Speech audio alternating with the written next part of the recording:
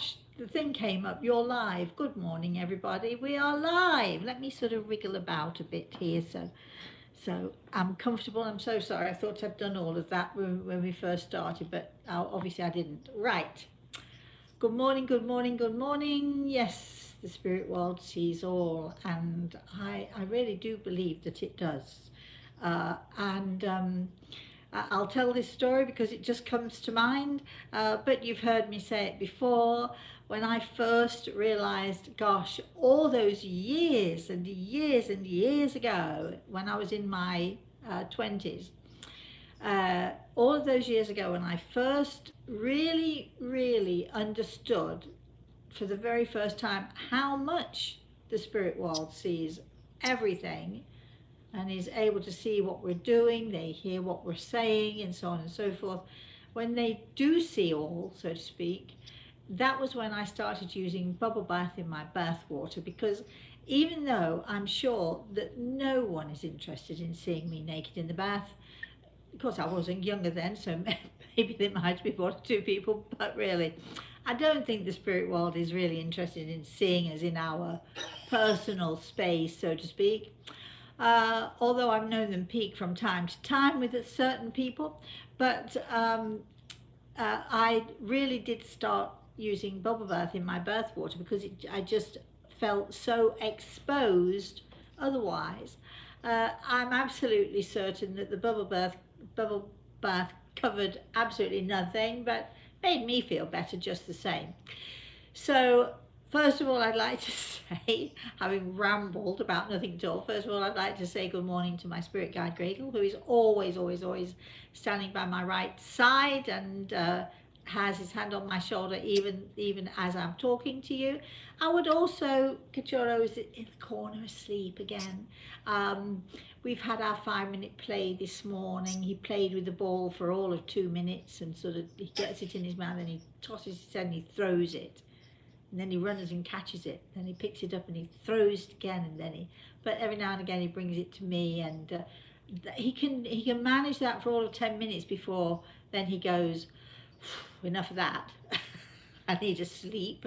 He is, after all, 14 years old in come July. Can you believe that he's 14 years old? I can't believe it. Anyway, and we'd like to say also good morning to my lovely assistant, who, despite having to sit in a paint stench, because I'm sure Michelle that she's decorating. She's painting the walls of her living room, her kitchen, and she's doing all sorts of things, right?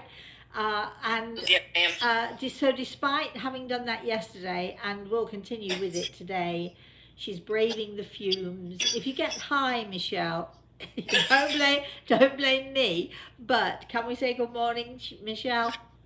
Good morning, everyone. And actually, the paint's really good. There's not a lot of fumes. Oh, good. Well, that's good then. That's good. So here we are, and I do believe that we're at your disposal. So I don't know if we've got anybody ready yet. I don't know. Oh, yes, we do. I see something popping up on the screen. So as you know, those of you who come here on a fairly regular basis, as you know, as long as we have participation, we'll keep going until we get tired. The minute we don't have participation, that's from all of you out there, the minute you stop participating is when we say, okay, then that's it. We can take an early break now. I thought that was going to happen yesterday. We did our Healing Hands Around the World yesterday afternoon at 1:30. And before I started the show, I thought, I don't think today's going to be too busy. I think maybe we'll be able to, sort of do a 45-minute show rather than an hour show. Well, little did I know, we ended up doing an hour and 10 minutes and we had to stop, even though we hadn't got to everybody's questions.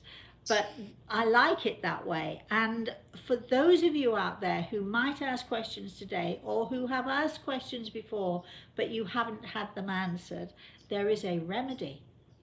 You can send those same questions to our email, rosemary@rosemaryantaltea.com. put in the subject line questions, and Michelle will add them.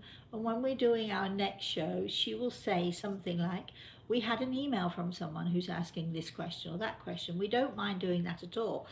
So if you are struggling or have had issues or feel it's not fair, she didn't answer my question today, there's a surefire way of making sure that we do ask the questions by sending the email in prior to the show, and then when Michelle goes through them, she can see and we can address your questions. Right.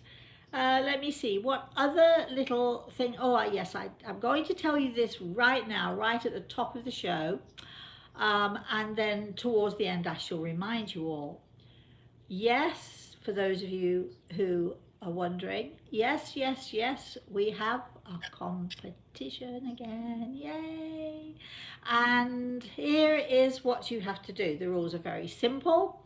You have to send in your entries prior to, let's say, May 16th, right, Michelle? That we should do it, right?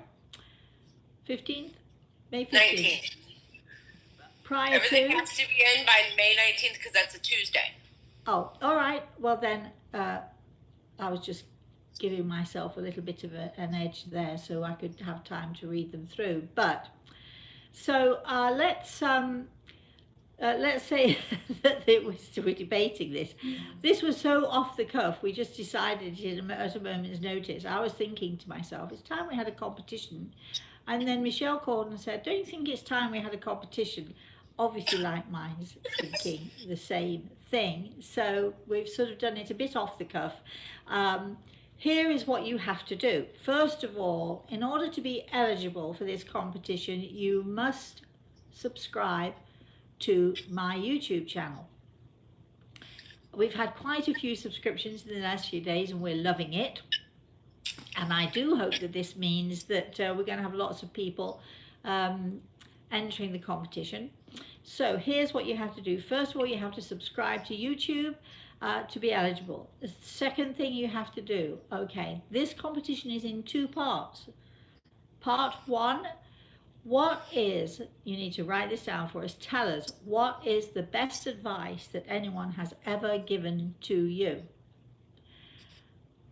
And you might want to add who it might have been or why you needed the advice. Please do not write long diatribes because I'm not going to read them. But, you know, a little information, we'd love it. The second part two of this question is, what do you think is the best advice that you've ever given to someone else? And maybe you let us know why or to who. Give us a little bit of information about that. I'll say this again so you understand what the competition is. You need to email us. In the subject line, put competition. The first thing you need to know, you need to write part one.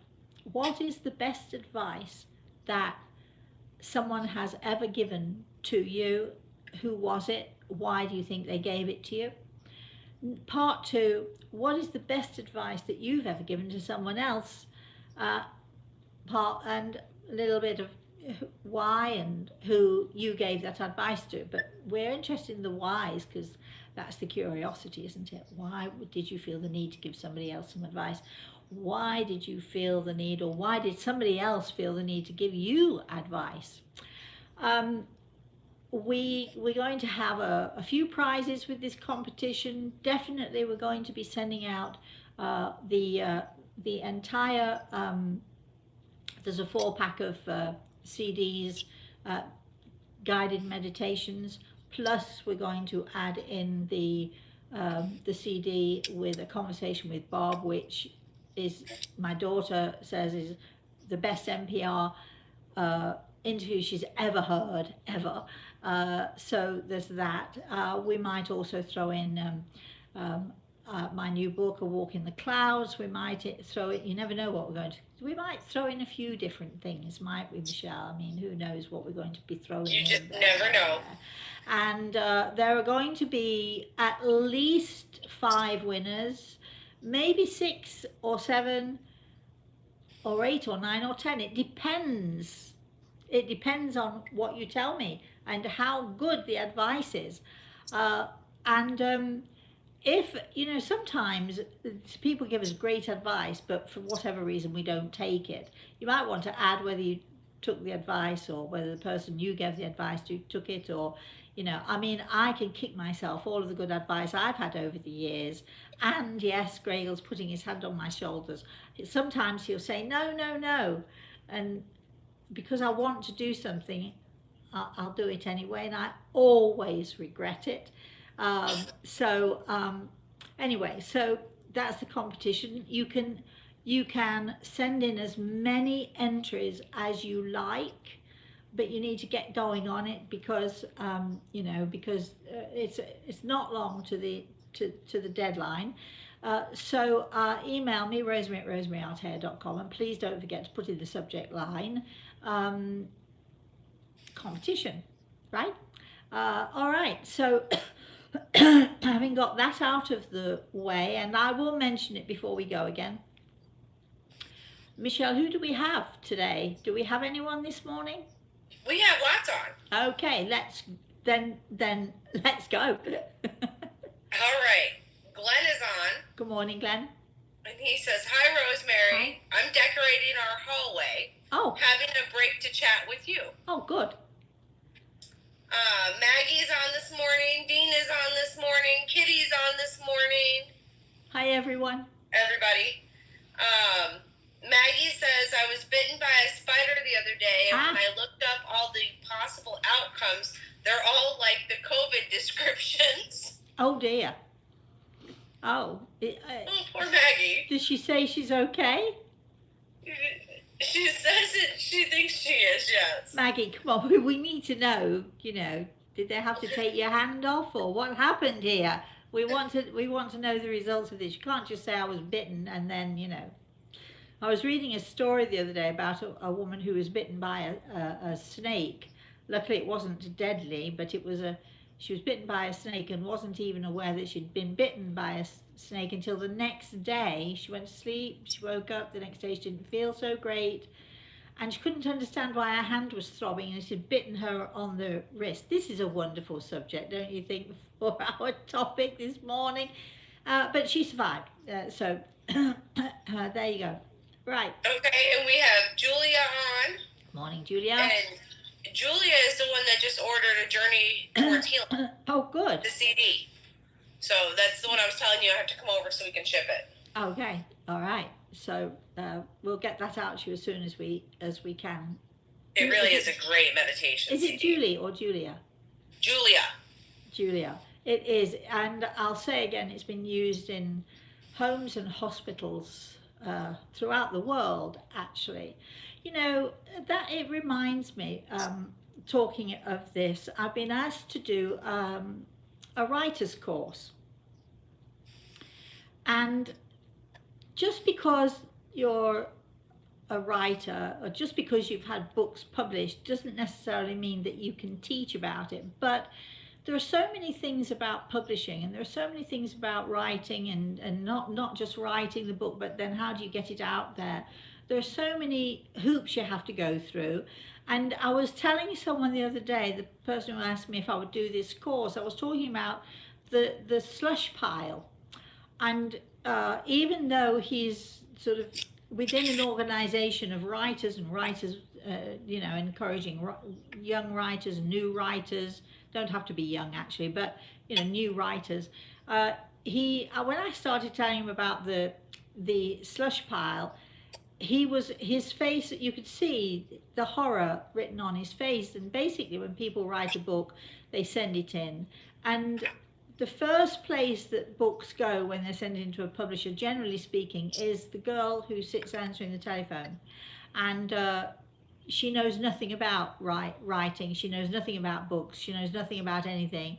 And poor you, if she happens to be on the phone with her friend and she's given this book to read, can you read this in half an hour? Start reading it in half an hour and let me know. If she's on the phone with a friend or she's getting busy, she's going to throw that book over her shoulder. It ends up on what they call the slush pile. And somebody told me once that at least 95% of all books sent in by writers to publishers end up in the slush pile because nobody really has time to read them because they're inundated with them all the time. So, but there is a solution, and that solution is just keep sending in and don't give up. See if you can find a good agent or someone you know in the publishing world, or sort of, just walk yourself into a publishing house and ask for an editor and just, do a little bit of research, which editor you want, and put the book on his desk or her desk so they can see. I mean, you have to try all these things and persevere. But as with, it reminded me, because we're talking about a journey towards healing, and I have been so fortunate in my life in that I'd written a book and I'd put it on the shelf, and every now and again I'd bring it out and I'd redo it, I'd edit it, because it was never perfect. I was always trying to get it to be perfect.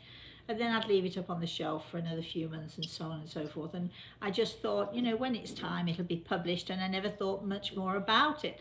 But my life is a series of, you meet this person who says, oh, I must introduce you to this person. And, oh, why don't, I must introduce you to this person. And that's what happened to me with my first book, The Eagle and the Rose. I gave a consultation to a lady. I was in England at the time, and I gave a telephone consultation to a lady in the States who happened to be at that time the publisher of Vogue magazine. And when I went over to the States, she invited me over for lunch, and she said over lunch, so Rosemary, what can I do for you? And I looked at her, nothing. I'm good. No, there must be something I can do for you. And I said, well, it's very nice of you to ask, Anne, but no, I don't think, no, there's really nothing you can do.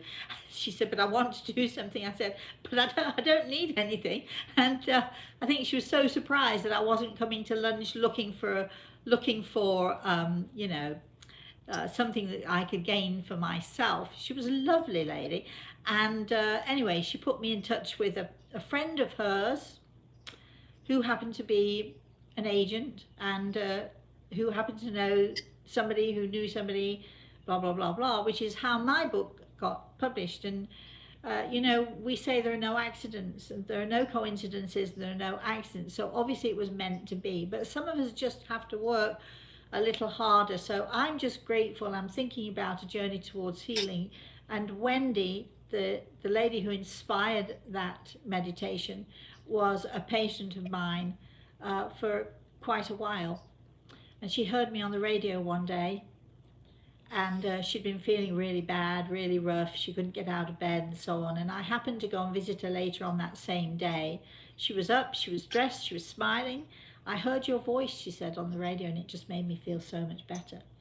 So I went home, and Greg Eagle and I worked together on the script of A Journey Towards Healing. And it has never changed. There's not a word of it that has been changed, because it's an inspired work. When I say an inspired work, those of our loved ones who are in the spirit world, they truly can inspire us. They can inspire our thoughts. Sometimes we have that, little thing that flits through our mind every now and again, and we wonder where that thought has come from, and actually it's that little voice coming from our parents, or coming from a loved one, coming from our children who we've lost, whatever it is. But we have to pay attention when we hear that thought that crosses our mind, and we know that we're being inspired by those in the spirit world. So the meditations, the guided meditations that I have, which are going to be part of the prize for our competition, all 4 of them, they are definitely inspired meditations and guided with the help of Grey Eagle, and this is how we've developed them. And I've also been very, how I've just told you how that is. You meet someone who knows someone who, and there was a person who recommended, call this person. He's got a recording studio, and this person actually happened to be a musician who was so in tune with what I did. And as I was reading out the meditation in his recording studio, which was actually the hallway of his house,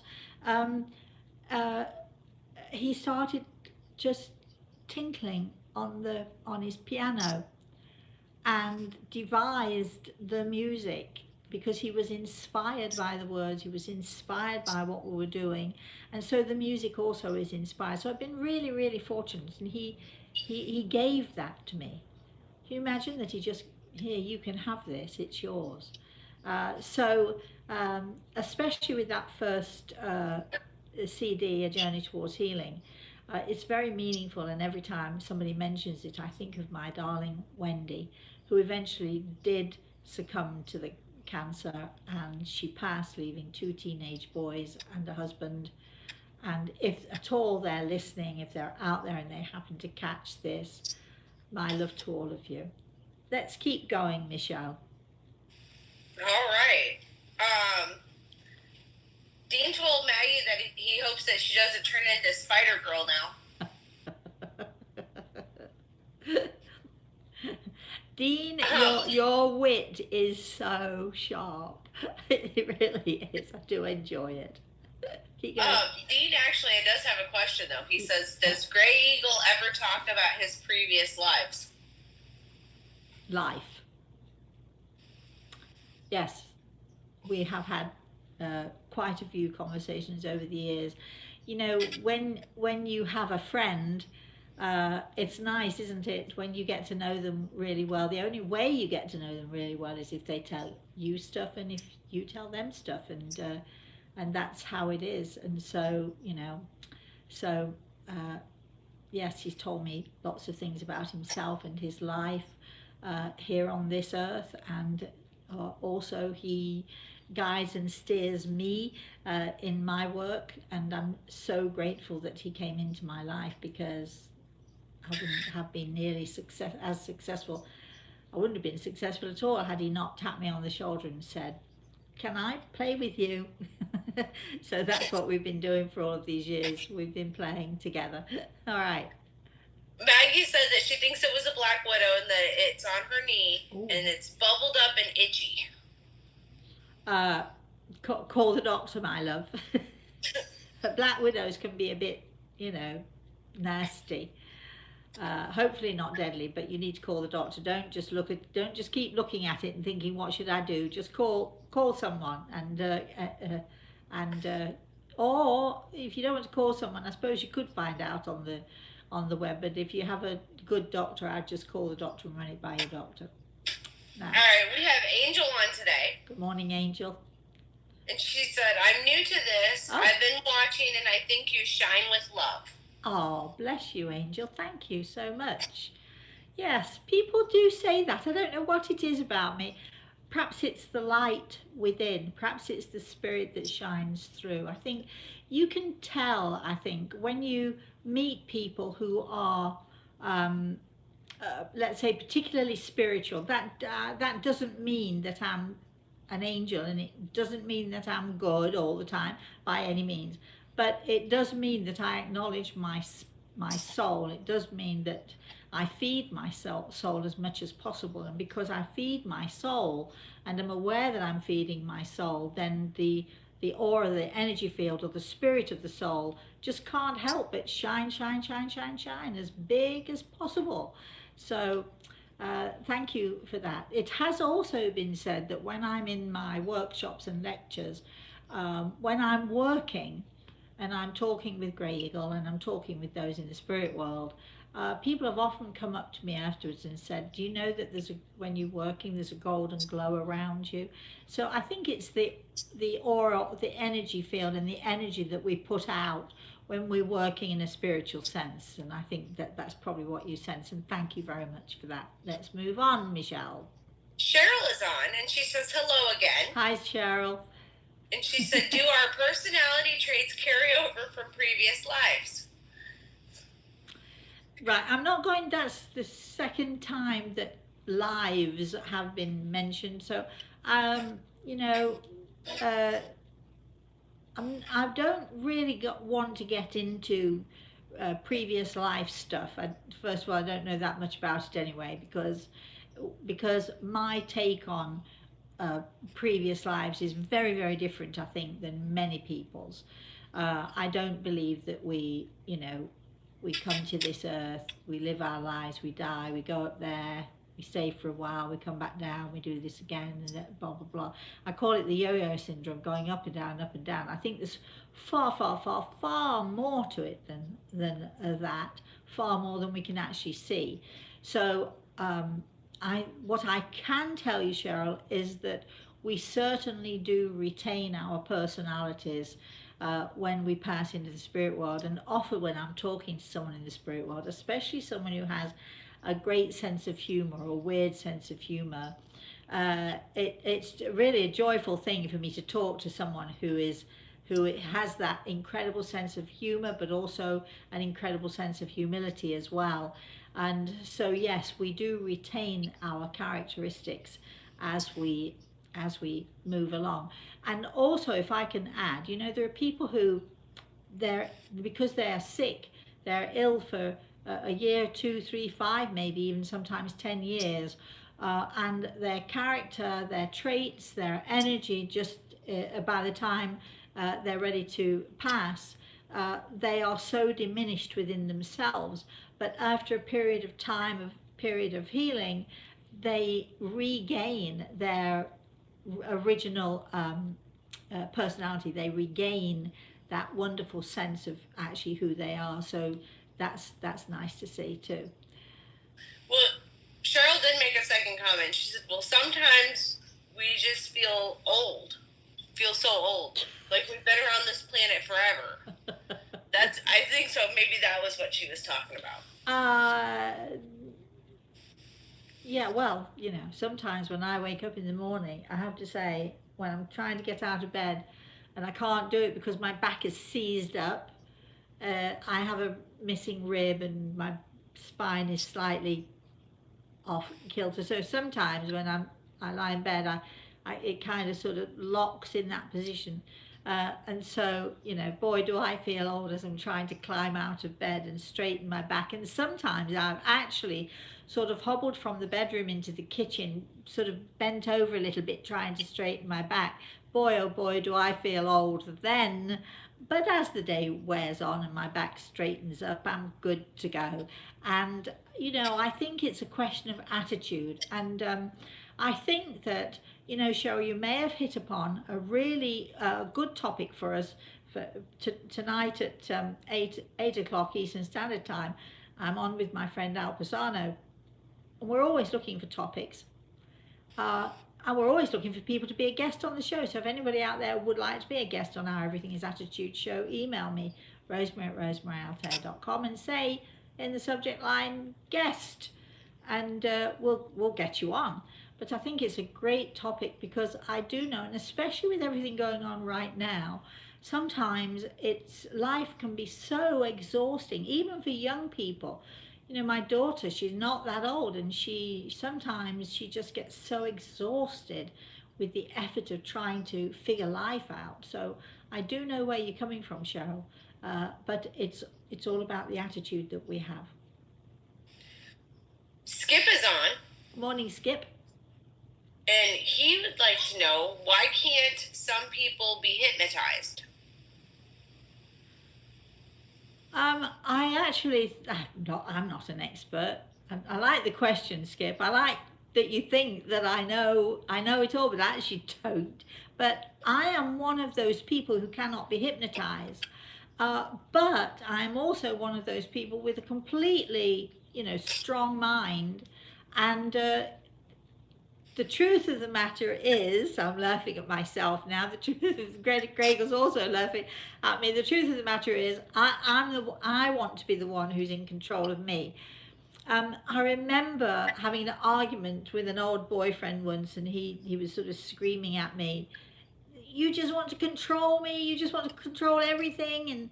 And I was about to deny it, and I sort of stood back, and I thought, and I said to him, "Well, actually, I don't want to control you." I was done with the relationship at this point. Actually, I don't want to control you, and I don't want to control everyone else, but I do want to control my life. I do want to have some control of the way I'm thinking. I want to have some control over my actions, and I want to make sure that I'm doing the right thing for me. And as for you, you have to figure that out for yourself. and he didn't quite know what to say to me. But I think those people who cannot be hypnotized are probably those people like myself who just don't like relinquishing control of their mind or the way they're feeling, or and so on.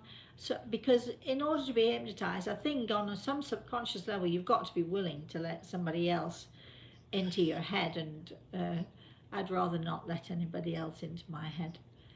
So I don't know if that's answered your question, Skip. I love that name, by the way. Yes, Michelle, moving on. All right, Angel has a question. Yes, Angel.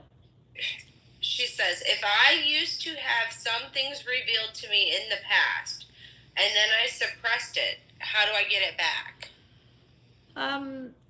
Well, patience. Patience is one way. Doing a little meditation is another way. There are lots of ways, but basically you need to sort of go back to school in a way. Whether you take, we do online courses to help people to raise their level of consciousness, which means that I'm teaching people to understand and to reach for that place where we are connecting with our soul, we are connecting with our spiritual selves, and as we do that, then we're more prone to listen, to be aware, and so on and so forth. So you might want to consider, something like that, or you might want to just get some good books out of the library, or but the one thing that you have to do more than anything else, and I was talking to one of my students yesterday about this, if you want to do it in a hurry, forget it, because you cannot. But once you allow yourself to relax and give over to the process, then things are more likely to be more likely inclined to allow this whatever it is that you have here, to allow it to grow and to blossom. Years and years ago, I absolutely refused to go astral traveling. I would find myself traveling and not like it one jot, and it would scare the pants off of me. So every time it started to happen, and there's a way that you know when it's going to happen. There's something that happens to you when you absolutely know that you're about to take off, so to speak. And if you grit your teeth and you're determined that it's not going to happen, then it won't, because you put a block on it and it won't happen. But one day I remember saying to Grey Eagle, when this whole thing started up, I remember saying to him this particular morning, all right, I'll go, but don't take me very far. And I had the best ever experience, which you can read about, actually. I do believe the story's in The Eagle and the Rose. Keep going, Michelle. Sharon is on. Morning, Sharon. And she would like to know, does the spirit world feel that our current situation is a second chance for humanity to change its ways? I don't think it's just this thing that's going on now with the COVID stuff. I think that over a period of our lives, I think we're given opportunity upon opportunity upon opportunity. Sometimes, as in this case, we are given an opportunity with world consciousness. In other words, pretty much everybody on the planet knows about this. And so everybody on the planet has the opportunity to change their way of thinking, change their way of living, to recognize things about themselves, whether they're a positive person, a negative person, and to basically change. Because the only thing that's going to change the planet is if we as individuals change our way of thinking. And on a collective level, we need to absolutely change our way of thinking. And so I think, we're given this amazing opportunity to do this.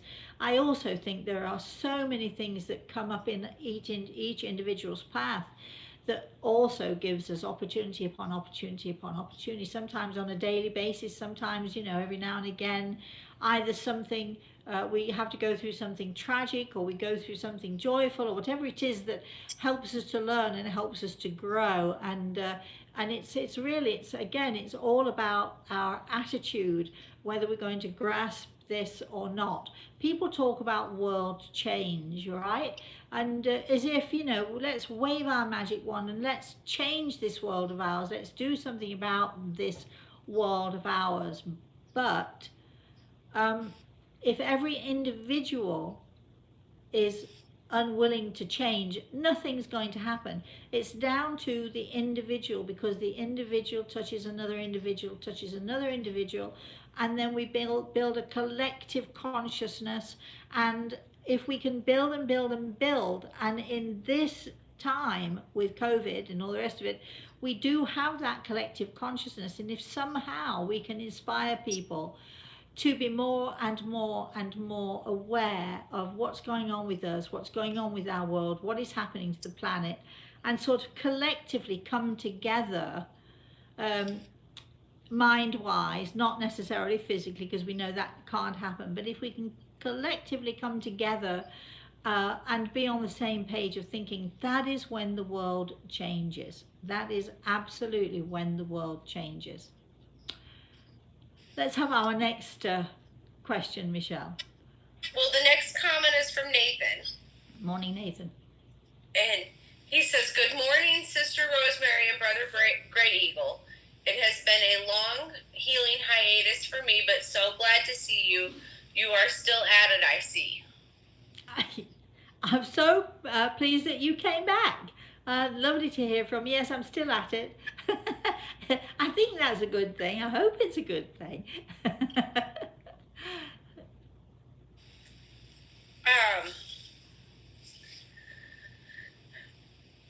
There's a question here, and I'm pretty sure that the username is Nasty Edits. Okay. And the question is, should I believe in God? Your choice. Darling, why? Why would you give yourself that name?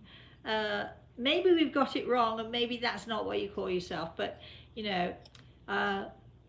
it's bad enough when other people disparage us. I was talking to my daughter this morning about something that happened to her, and sometimes people disparage us, and it's like an offhand remark, an offhand comment that you could easily ignore until there are too many of them, and then you realize that you're being disparaged, albeit in a sort of a covert or underhand way.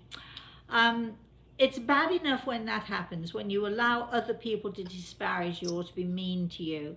What is worse, in my opinion, is when you disparage yourself, and when you put this stuff onto yourself. Why would you do that? I would love it if you could change the name and have do something nicer. I'm sure you can think of something. And as for whether or not you believe in God, there are so many religions. I'm using the word religion loosely because everybody perceives the word religion differently. Everybody has their own idea of what religion means. And everybody either has faith or does not have faith, or lives their life in the way they choose. I can't tell you to believe in God. I mean, it's something that comes to you. But let me put it this way, for those of you out there who might have doubts, all you've got to do is look out of your window. Take a look out there. This world of ours, this planet, this universe of ours, if it was just an accident, it's a heck of an accident. But there are so many forces at work, and there's so much different types of energy, and there are so many miracles that happen, and there are so many people who experience, let's say, weird things, unusual things, or whatever. There's no doubt in my mind that there is a force out there, which is a force for good, a major force for good. Whether you call that force God, God is only dog spelt backwards after all. It doesn't matter what you call it. If you believe that there is this force, this universal God force, or call it whatever you will, which I do, and you look at it and you see what happens, you see what happens to individuals, you see people having all these incredible experiences all over the world. It's not just a small group of people believing this or this or this. It's people all over the world. In every country in the world, there are people who have this absolutely innate belief that there is something, call it what you will. So whether you believe in God or dog, or it doesn't matter. You're not going to offend anybody. Nobody in the spirit world is going to say, oh my gosh, you just said dog instead of God. Nobody, Craig was laughing at me. Nobody cares. Nobody, it's what you feel in your heart. So wait for that feeling and that knowledge, and I hope that one day you will feel it and know it. And if you don't, and it's your choice. But if you stay open, there's one thing about, I tell people, be critical, be skeptical. Absolutely. I'm probably the most skeptical person anybody could ever wish to meet. Doubt, by all means, doubt, be skeptical, question. That's my nature, to question. And Gregor's saying, boy, is it ever, because he's been on the receiving end of my questioning. He once, in the most loving way, because I was asking so many questions, he said to me, Rosemary, you're making my ear bleed. In other words, enough now. I felt so badly about that. But by all means, question, be skeptical, but at least be open-minded. And if you're open-minded enough, then you may experience the joy and the love of God, that God force, that whatever it is you want to call it, as I do. Next question or comment, Michelle. Excuse me. Glenn's question is, yes, Rosemary, do you believe there is a greater spiritual reality, and this existence is just one chapter of many chapters that our soul spirit will have to go through? I do. I'm listening to your question. I do believe there is a greater spirituality, and I think that this is what happens, because excuse me, we're here on this earth to learn, to grow, to discover, to become more of. Sometimes we become less of who we were than we came here, but the idea is for us to become more of, to learn, to grow, and so on. But at the very best, in some things we just absolutely know, but in other things it's sort of a lot of guesswork, or if it's a lot of belief or so on, or we only know part of a truth, because it's a bit like when kids go to school. My 7-year-old goes to school, and in fact Samantha just had a conversation with his teacher about some homework that he was given, which is for 15, 16-year-olds, and she's asking the teacher, did you make a mistake, or do you really want him to drive this? And obviously we don't pressure our children to the point where they simply won't get it. So it's a little bit like that we're in a classroom. We only can absorb so much. We only have so much knowledge because we don't have, as children they don't have that knowledge to understand all of it. So when we pass into the spirit world, I've got my lawnmower guy here. No! I hope you can all hear me. It is a live show. There's nothing I can do. I'm not going to stop Frank anyway. So when we're here in this classroom, but when we pass into the spirit world, of course, our eyes are opened more. We can see more. We learn more. We have more knowledge. And so consequently, we understand that there is a higher spiritual knowledge than we could possibly have understood while we were here in this classroom. I don't, though, want to give people the impression that there are levels. There are people out there who say there are 7 levels. I'd love to know how they really know that. And again, a lot of this stuff is guesswork. A lot of this stuff is, it's all sort of, mysterious and mystical stuff, because people used to like to blind us with science, didn't they, so to speak. They used to like to blind us with all this mystery that is supposed to surround this subject. I don't see it as a mystery at all. It's very clear to me. So I don't want to give people the impression that I believe in those 7 levels, because I actually don't. I think there is the universe is much bigger, much wider, much greater, and has much more energy than we can possibly absorb with the knowledge that we have right now. Let's have another question, Nora. All right, the next question we have is from Maggie about Gray Eagle. Okay. What does Gray Eagle think of those who pretend to be adopted into a tribe and are now spiritual Native American chiefs? I know someone who follows someone who calls himself Chief Golden Eagle and says he can take them on spiritual journeys. Oh. I don't know a great deal about this. Well, a little bit. I'm not sure quite what it is you mean, but I'm asking Gray Eagle his opinion. And Gray Eagle's opinion is people will do what they will do. Remain skeptical. Open-minded but skeptical. So there you have it. That's what he's advising. Yep. Chris is on. Morning, Chris. And she says, my brother just asked me if we never go before our time. Does it matter if we are in isolation or not, if the same amount of people will be leaving the planet?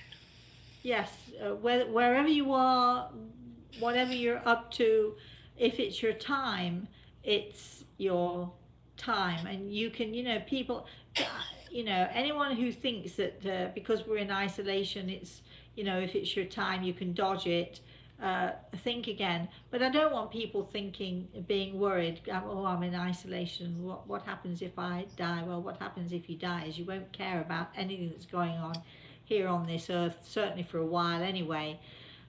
When it is your time, my understanding is that when it is your time, it is your time. When God calls, you go home, and it's as simple as that. Hope that answered your question, Chris. Next one. The next one is from Angel. And she said, my ex-husband, who I was still very close to, died in a horrible, questionable way. He somehow works his way into my dreams every night. Is this just part of grieving, or is he unsettled and trying to reach me? It really depends. When you say works his way into your dreams, sometimes a dream is our subconscious sort of playing out. Sometimes a dream is just us sort of with our wishful thinking and so on. But there are certain dreams that are absolutely real. When you have a dream that someone has visited you in the spirit world, you wake up the next morning and you will absolutely know. And you'll say things like, so-and-so came to me in the night and said this or told me that or so on. It was so real. And then you'll say something like, but it was only a dream. But it was so real, but it was so real. And when you find yourself saying that, you then absolutely know that this was in fact a dream. It could I don't necessarily think that your husband is concerned or worried about something. I think, Angel, it's more about just letting you know that he's around, letting you know that he's safe, and letting you know that he's still in some ways trying to be a partner with you, which is lovely, really. So he's probably there trying to let you know, to reassure you, not for him to worry about himself, but for him to reassure you. Let's have our next one. Sherry said, LOL about the lawn mowing. It's snowing here in upstate New York. Oh, well, this is Florida. Oh, we love it here, don't we, Michelle? We love Florida. Love it here. And as soon as they take the tape off of the beaches, everybody here is going to be flocking to the beaches. It's so weird. Supposed to be this next week. Oh, is it? Yeah, they're reopening the beaches. Oh, brilliant. Well, it's so weird. I live 5 minutes from the beach, and well, actually, to be precise, not quite 10 minutes, about 7 minutes from the beach, and it's really weird to live that close and to not be able to go. The funny thing is that a lot of the time I only really visit the beach if I'm going with a friend or if we have friends come to visit, because I've got my pool, so I'll much prefer the pool. But when you can't do something, it's like when you don't have your car, it's been taken into the shop to be fixed, and you don't have it, then you really want to go somewhere. But at other times it can sit in your garage or your driveway or wherever it sits forever and ever, and you don't even think about it. All right, let's go to our next. Maggie wants to know if your long guy can come over and do weeds in the yard. She's asking for a friend. If you're serious, if she lives near to me, sure, let me know. Let Michelle know, and we'll put you in touch with Frank. He's great. I'm pretty sure that Maggie lives states away. Yeah, but her friend might not. Her friend might live around the corner from me. You never know. All right, keep going. The other thing that Maggie said is that she didn't know much about the native chiefs either. And that she was very skeptical and told her friend to be careful of frauds. Yes, she was rather offended by this man. Yeah, I would be skeptical too, Maggie. I know that there are many, many people out there who claim to be shaman, and they have no native blood in them. They have nothing. They have, they never brought up in that way of life. That doesn't mean that they're not spiritual necessarily, but if you can understand that a shaman can only teach a shaman, who can only teach a shaman, so on and so forth. If you've been taught by a shaman and taught thoroughly by a shaman, you may at some point, and it takes an awfully long time, you may at some point claim that you are shaman too. But here's the thing: Grey Eagle is a shaman, a teacher, a healer. And when he was here on this earth plane, that's what he did for his people. He has taught me. So over the years, I could actually claim that I too am shaman. He puts his hand on my shoulder because in his opinion, I might qualify for that role, but I would never say it. I mean, it's just such an incredible thing and an incredible honor, and it's a lifetime's work. So before you start believing all these people who tell you, oh, I'm this and I'm that, it's a little bit like, with anything, with Reiki. Well, I went to a month's course on Reiki, so I'm a Reiki master. There used to be anyway, I don't know if it still exists, but there are courses for Reiki. If you take a month's course or a 6-week course, you too can be a Reiki master.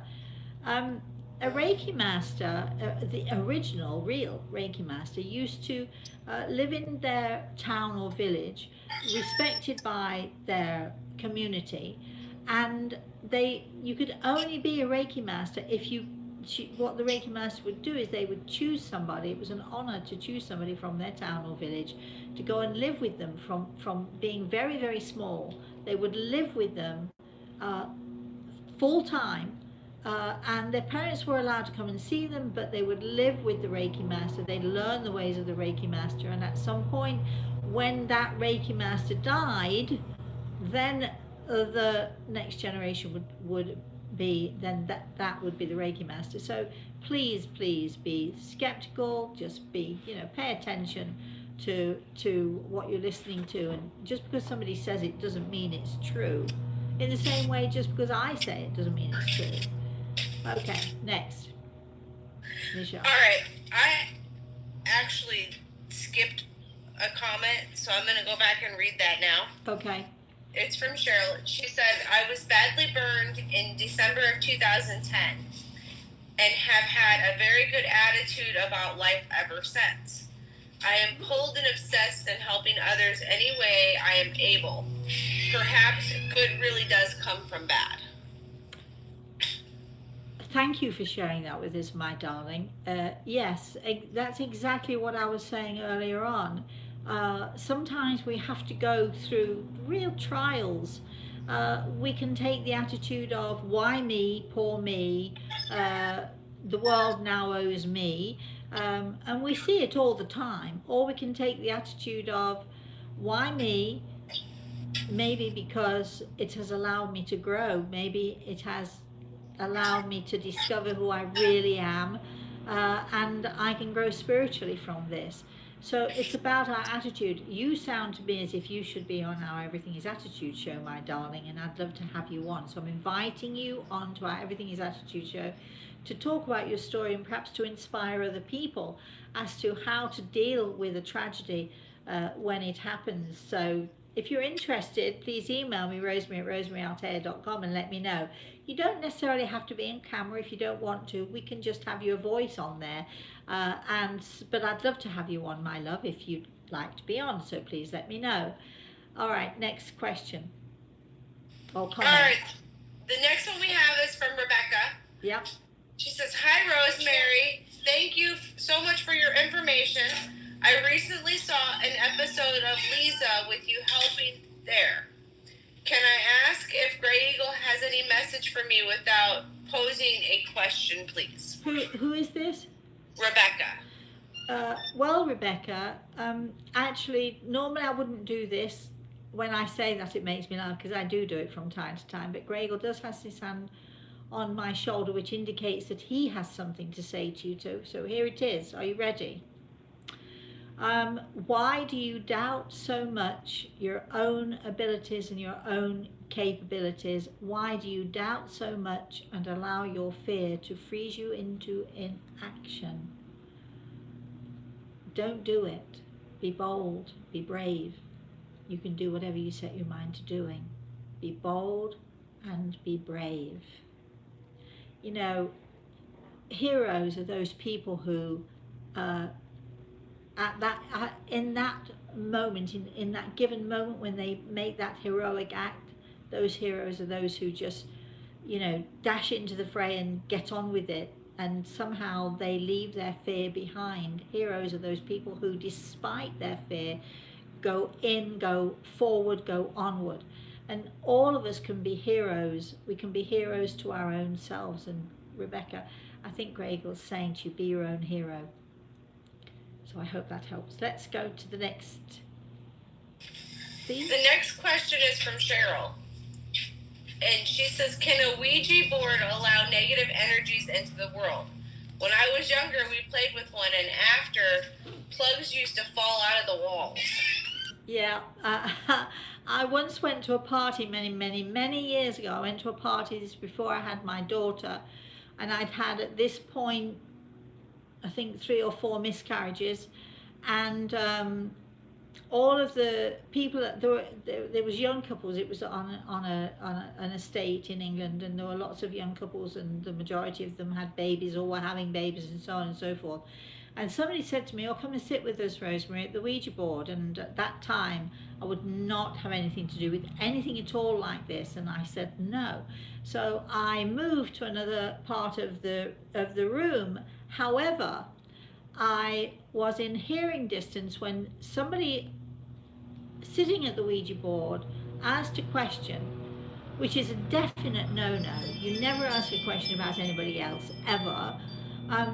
I asked a question, will Rosemary ever have a baby? And I remember being absolutely frozen to the spot. First of all, how dare she ask such a question? You could hear a pin drop in the room because I'd just, a couple of weeks or 3 weeks before, just come out of hospital with my 3rd or 4th miscarriage. And the question was so unbelievably insensitive, and then the Ouija board swung to no. Well, had I I was devastated. Had I believed it, I'd have gone and probably at that point in my life gone and thrown myself off of the nearest high bridge. Um, it was the worst thing in the world ever. So it isn't the Ouija board that is the issue.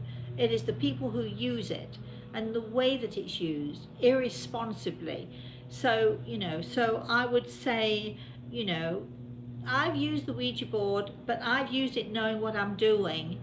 But the majority of people who use the Ouija board just see it as a game. Obviously, a couple of years later, that no was proved wrong, because here I now have my daughter and also my grandson, and my daughter is my miracle child, as is my grandson as far as my daughter is concerned, because she had no decent fallopian tubes. She couldn't, there was, the fallopian tubes were deformed. So we both of us have had miracle children.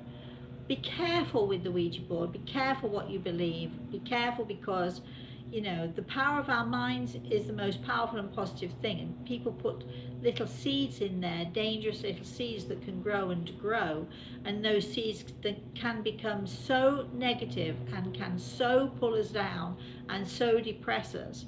I can remember that party was certainly the worst party one of the worst parties I've ever been to, and it was one of the worst experiences of my life, because everybody in that place was aware that I'd just come out of hospital, having lost yet another child, and it was such a horrible, horrible thing to do. Do not play around with things you don't understand. Let's have our next question. Sorry, can you hear me okay? The lawnmower's going now. I'm sorry. I think you forgot that it was Thursday. The next comment is from Judy. Morning, Judy. She said, my grandson passed unexpectedly. He left 2 small children, and I am heartbroken. Oh, darling, I should think you are. The only thing that I can say to you is that I am absolutely sure that he's well. I'm sure that he survived, and I'm absolutely sure that his children have him as their angel. I wish I could reach out and give you a hug. I can't do that physically, but sending hugs to you just the same. Please don't give up hope. He will be there, and he'll be there for his children. I've had so much evidence of this over the years, so don't give up. All right, let's have another one, shall we? Angel said, I call my guide George. He's been with me since I was little. I didn't feel him for a while, and now I feel a guide. Does your guides come and go, or do you get different ones? Okay. I hate to say this to you, Angel, but we've had this topic so many times. We're almost running out of time, so I don't want to get into this now, but it depends what you're calling a guide. Is it a guide, or is it someone in your family who is with you, who guides and steers you? There's a huge difference between, a spiritual guide and our family who love us, and who are often there for us. That's all I'm going to say on that. We've got time for a couple more. Michelle, quickly.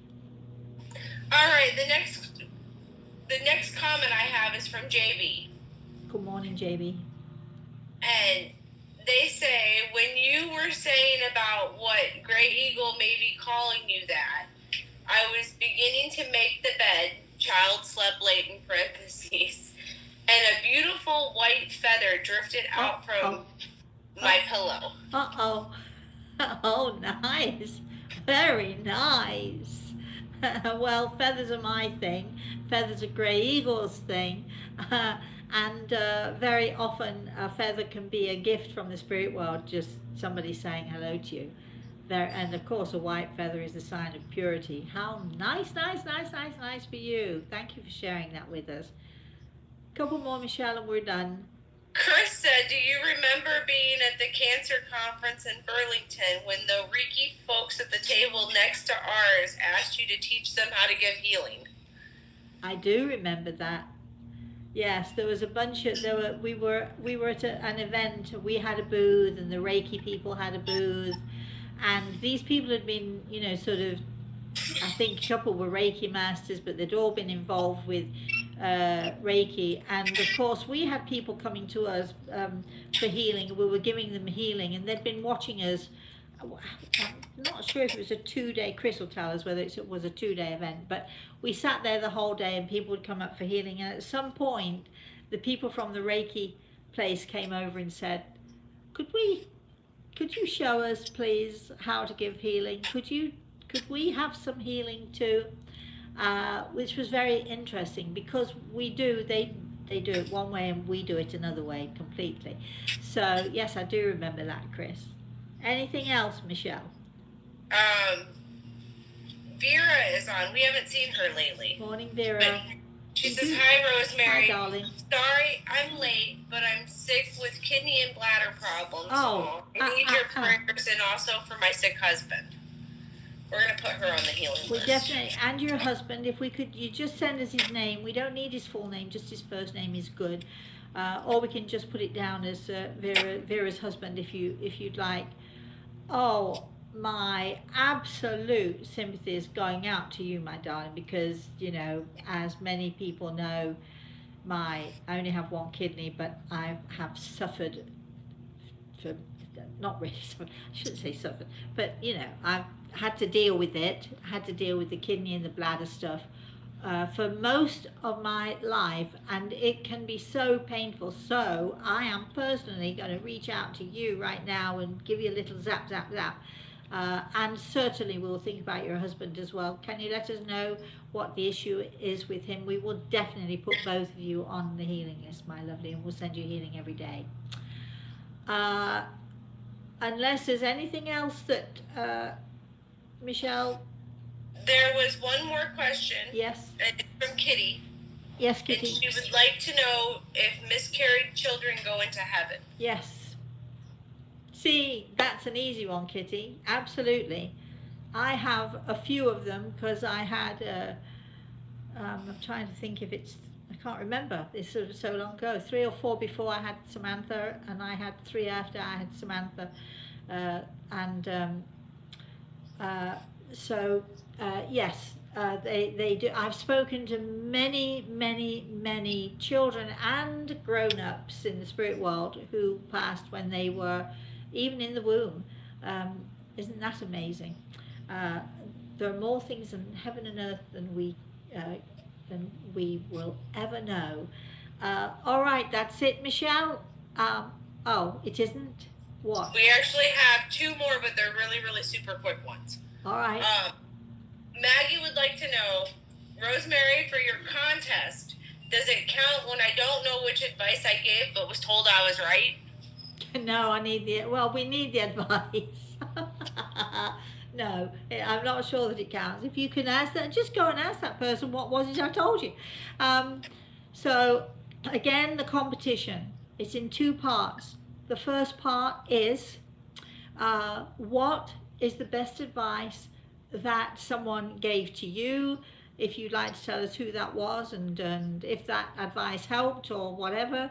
And the second part of the question is, what is the best advice that you think you've ever given to somebody else, and who was that and why, and so on, because we'd like to know a little bit of detail. This competition idea came from Michelle and her husband Dustin, so we thank them for this idea. Brilliant. I thought it was a brilliant question, a brilliant competition. There will be several winners. You can